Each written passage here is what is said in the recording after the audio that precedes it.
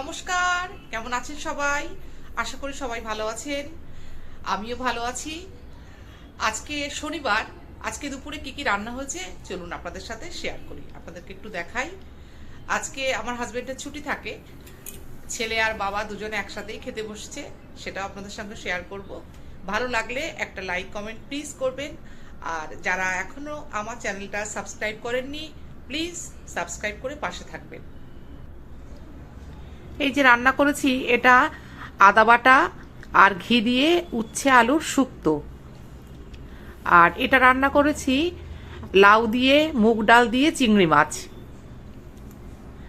আর এটা ডিমের পোচ বানিয়ে আলু দিয়ে প্লেন তরকারি। আর এটা হলো আমার জন্য, এটা মেটে আলু আর আমুদি মাছ দিয়ে রান্না।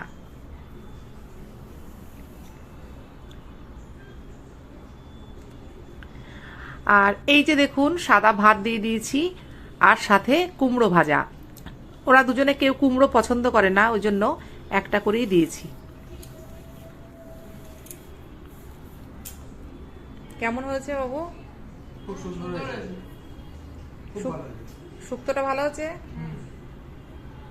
আর ডাল দিয়ে চিংড়ি মাছ, লাউ, ভালো হয়েছে, ঠিক আছে। খুব সুন্দর হয়েছে। এতক্ষণ সাথে থাকার জন্য সবাইকে অনেক ধন্যবাদ।